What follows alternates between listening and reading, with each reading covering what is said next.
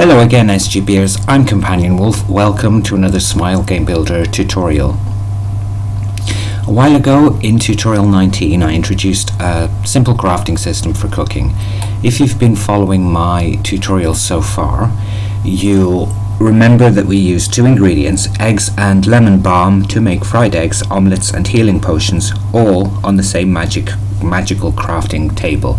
Of course, that's not very realistic, especially for cooking.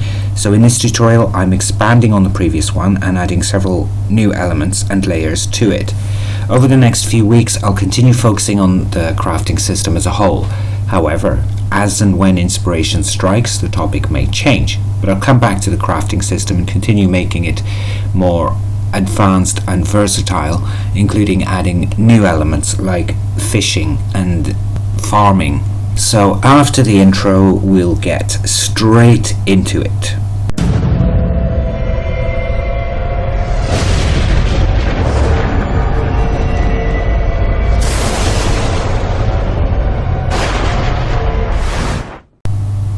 The first event to set up is a table to check cooking level and cooking experience. I've assigned variables 31 and 32 to them respectively. This is just a simple event with a single display message like so. And if you remember, the / variable 31 will display the variables. Before getting to the nitty-gritty of the cooking, there's another one. This one checks cooking levels and XP and displays a level up message. In the conditions are three variable boxes. Cooking level equals 1, and two more using the cooking XP variable to set the XP range in which to level up. In this case, that should be in between 10 and 25. So if the cooking experience is in between that range, then it'll activate the level up. In the event details, then the event is run parallel, set to auto start repeatedly, synchronize. Add an appropriate sound effect as you deem fit. The cooking level is increased by 1, but rather than just adding it, use the put variable box as is to directly assign it. This is just to avoid conflicts that may or may not occur elsewhere. And then display the message indicating the new cooking level. You can add as many sheets as you like for each level using the same format. Obviously, the third condition would be one number higher as the starting point for the next XP range sheet. I haven't added any more, even though some of the recipes will require higher levels. This is primarily for the purpose of this tutorial. But of course, with the power of the F5 debug, we can change that. For the recipe book, I created a new blank event instead of using one of the presets. Sheet 1 determines the conditions for if no recipe book is in the inventory. Under the conditions, play a sound. I chose book for this. It's more appropriate than the default one you get from the preset event. Add the recipe book to the inventory and make the cooking level equals 1. Once again, put into variable box as is, and you create it as 1. I did it this way because it didn't seem to work properly when it was placed in a separate auto run event. I don't know why that is, but this works just fine. Display a message as a notice that you've received the book.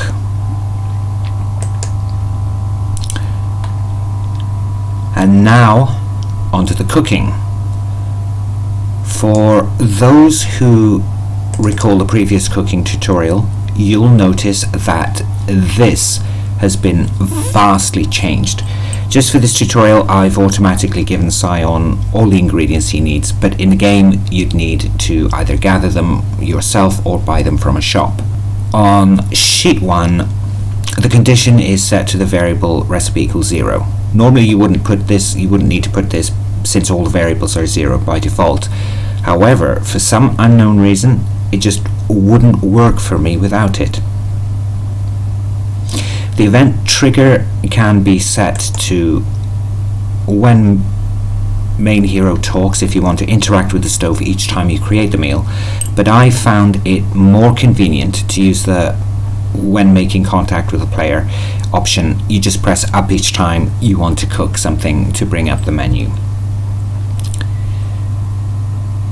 Check the held items to determine if the recipe book is in the inventory.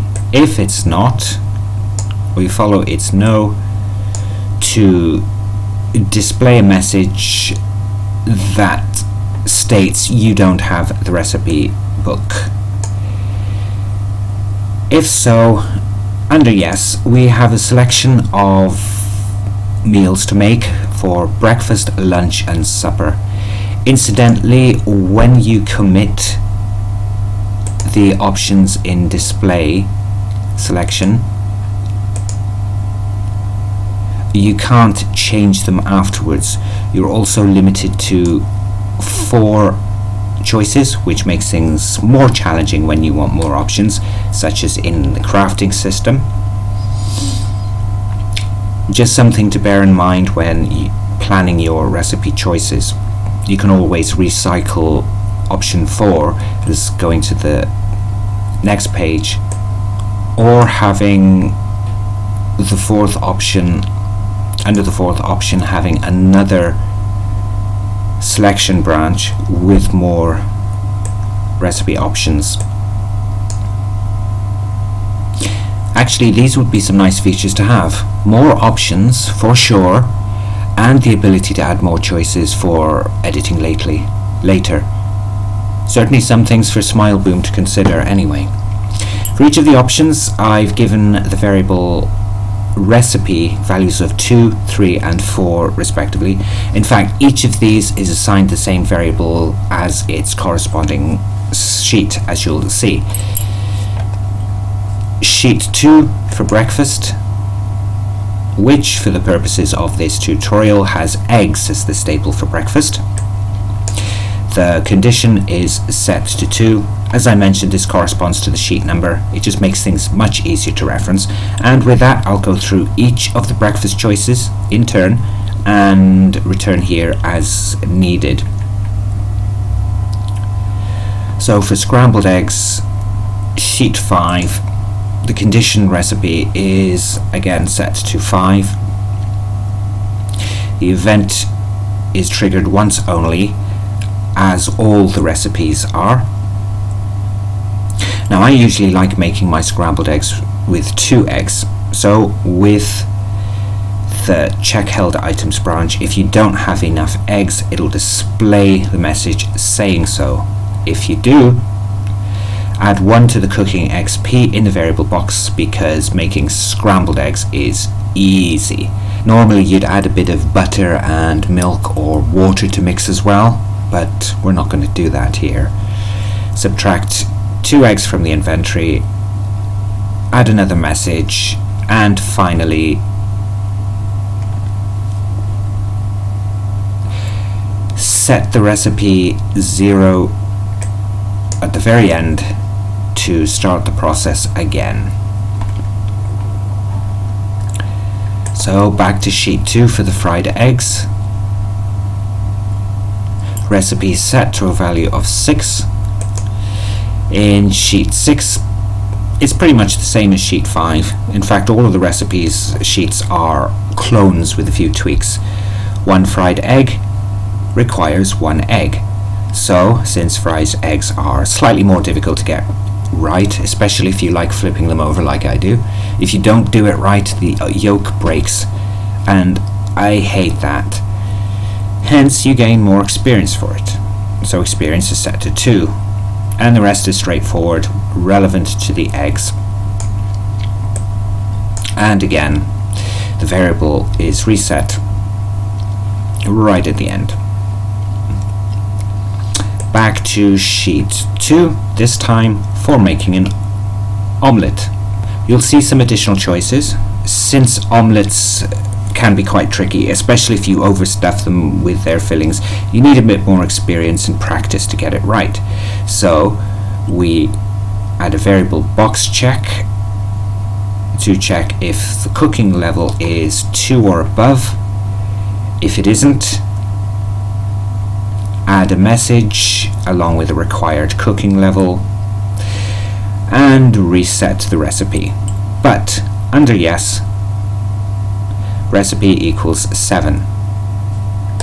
On sheet 7 then, for the recipe, once again the condition is set to 7, the same as its sheet number. The omelette requires 2 eggs and gains 3 cooking experience, and then the rest pretty much the same. Of course, with this setup, you'll cook the perfect breakfast each time. That doesn't happen in reality. Guaranteed, you still have the chance where you'll overcook it, or even burn the eggs if that's possible. Perhaps in a much later tutorial, I can revisit this and add a fundamental failure rate, which is dependent on level or something. Anyway, moving on to lunch in sheet 3. I'm only using 2 recipes. You can add more as you like. The first recipe is in the list is scrambled eggs and ham. So once again, we assign the corresponding sheet number to the recipe. In this case, it's 8. And as usual, the condition variable recipe is also set to the sheet number. In the event details, then, the first item to check is, you've guessed it, scrambled eggs. For this, 2 scrambled eggs are required, and if we do the back trace to sheet 5,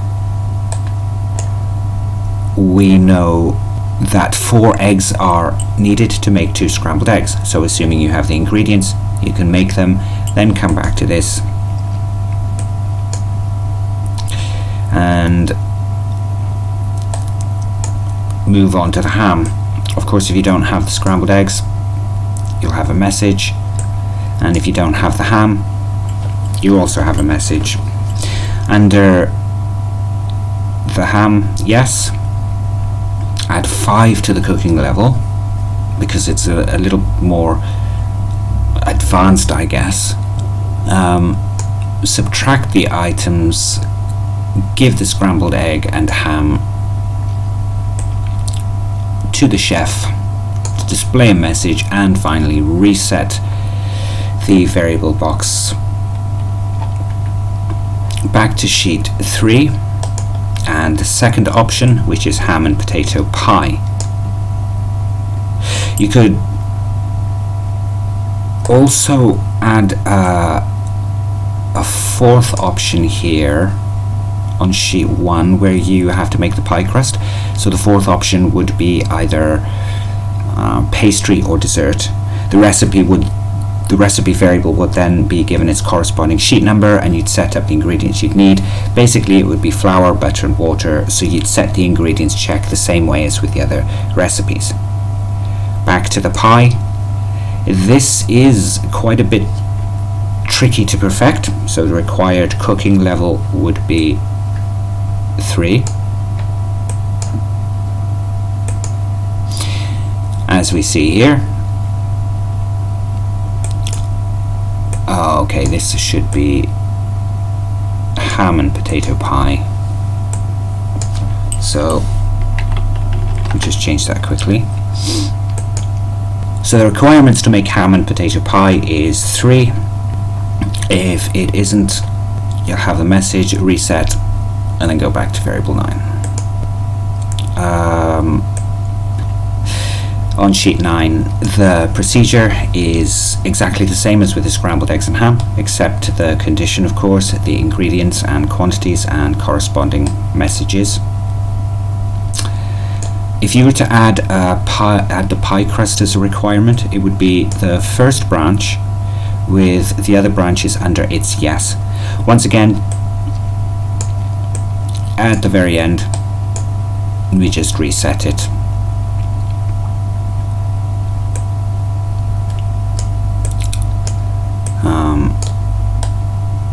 And yeah, that's it.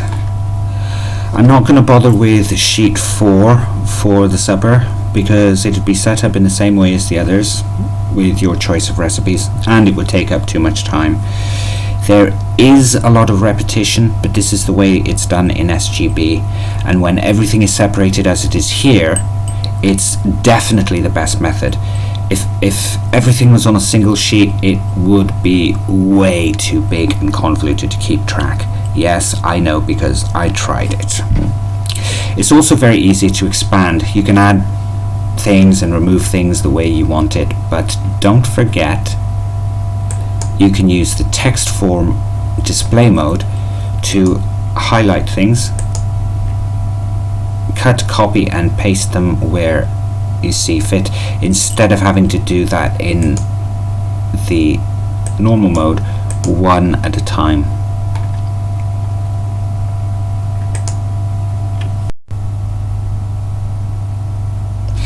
Now it's time to play test it, and since I have all the ingredients, I can use them without going out and getting them. If only cooking was that easy. However, what I did before playtesting is set up some temporary switches so you can see the messages for those ingredients you don't have. I haven't actually properly tested this with the switches method, so it'll be interesting if things do go wrong. I'll toggle them on and off as necessary for this tutorial. So now a quick check of the inventory. Yeah, that's correct. No item. Cool, it works. So on the cooking table, cooking level is 0 because we haven't done it.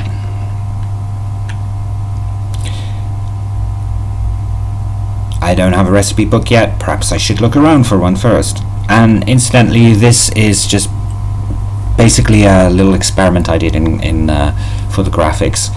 I used Daz 3D, and for those who recognize him, you'd probably be right. His name is Jack Urban, and he's a character from Otherworld MV that I'm kind of working on in between other projects, but not as seriously as Otherworld SGB. Anyway, so now of course the recipe book, to put it there in the bookshelf.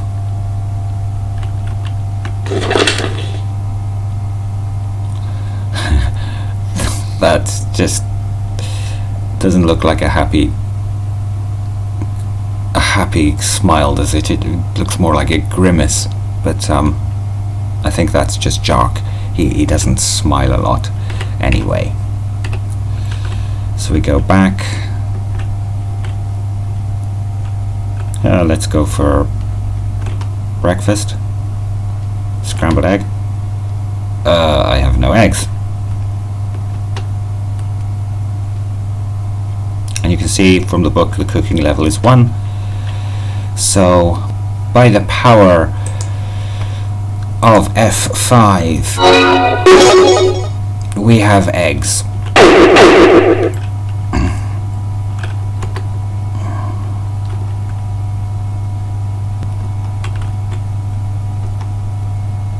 So there you go.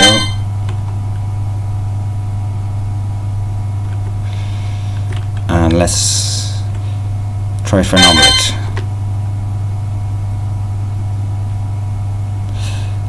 So there you go. The current recipe, the current experience is 3. So this should work if we continue making fried eggs.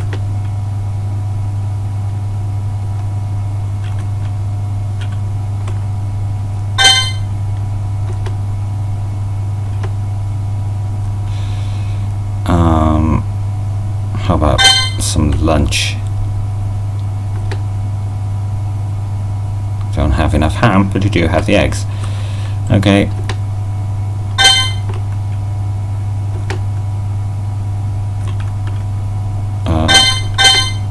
One more should do it.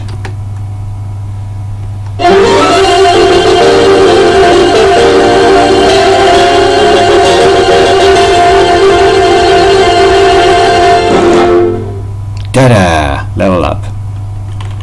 So, just to confirm, cooking level is 2 and current experience is 11. We should be able to make omelets.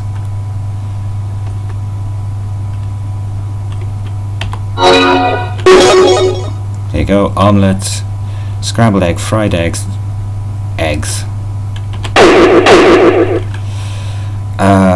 The next would be lunch,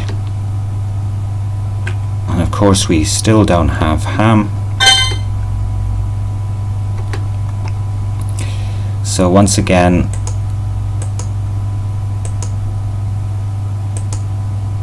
we just give him some ham.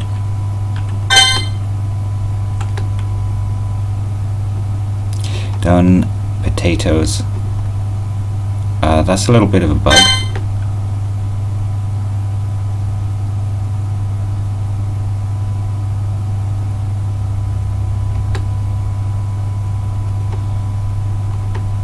Okay, we'll have to check that. So I'm going to give him all of the ingredients now.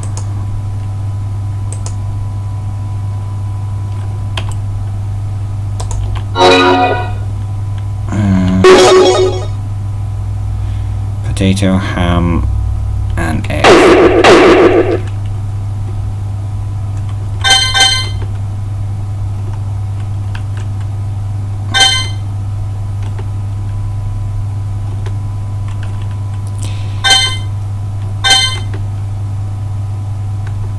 Yes, of course. So once again, just quickly do the cooking level through debug.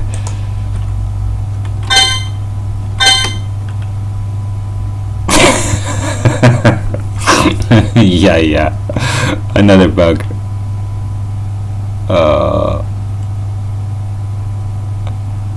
Okay, let's fix that.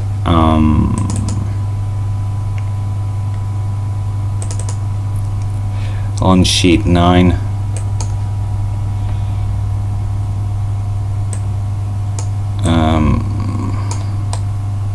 okay, I paused the video and went to check for the message. This message is actually in the wrong place. It should be directly under the items there, like so.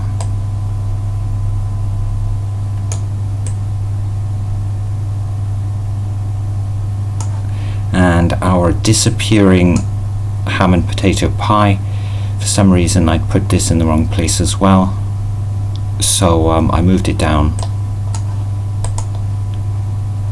and that should work. And that's it for another tutorial.